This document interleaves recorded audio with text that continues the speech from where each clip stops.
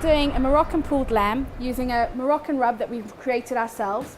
And then we're moving on to doing a pot roast beef with a joint of silverside beef with lovely chunky veg, which will be cooked in the oven.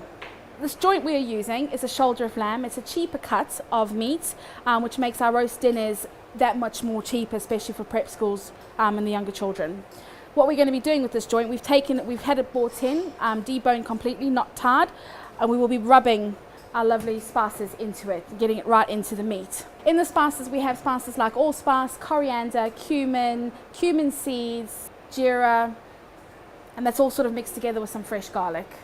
There is a little bit of paprika in just to give a bit of a sweetness and a tiny little bark, but it won't be too hot for children. Teresa's with us today. She'll be prepping up the vegetables to go with our pot roast beef. So you can sprinkle quite a good amount of spices onto the lamb. Really rub it and get it into all the bits of the meat. So we've got some fresh garlic over here, which we're going to rub into the meat as well. Don't be shy with the garlic, it always adds extra flavour. Right, once it's rubbed all in, you're going to fold the piece of meat, pop it in your tray and cook it for 4.5 hours.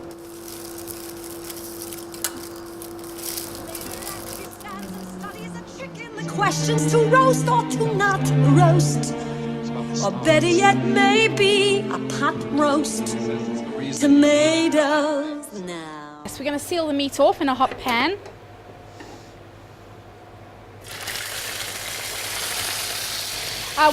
By sealing the meat, we're sealing in the natural juices.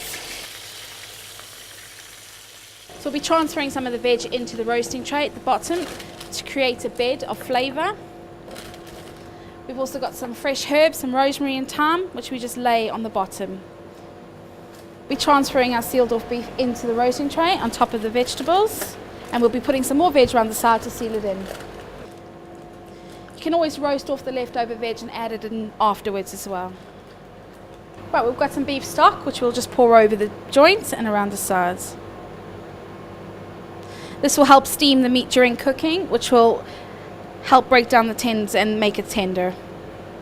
Seal the foil really tightly to seal in all the steam to help tenderize the meat.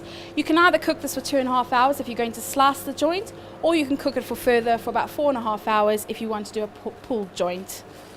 Right, here we have a Moroccan shoulder of lamb. And with Sandy that's actually done the dish, we've got Teresa here who's going to actually put some dishes together in different rolls, flatbreads, pita breads, to go with the accompaniments of lettuce, cucumber, tomato, and also some sauces which are made up of chipotle mayonnaise, which is a hot chili mayonnaise, a horseradish cream done with fresh horseradish, a little double cream with a little mayonnaise and creme fraiche, and also minted yogurt with cucumber.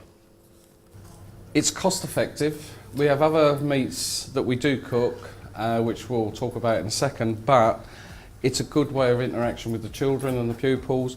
Also just a style of cooking from the butcher's blocks, the wooden boards, and just the whole experience. And also, can I just say, some of the food that we're producing is handheld food, like street food. Children love it, they see it outside, and that's what we're reproducing. An alternative to shoulder of lamb, we've got silverside beef that Sandy's cooked with a lot of root vegetables to give it plenty of flavour. She's slicing it. It's another cost-effective way of doing a dish that's also a great alternative to a roast dinner. Again, as I said with the shoulder of lamb, you can serve this in breads or just serve it as the main meal with roasted veggies and potatoes.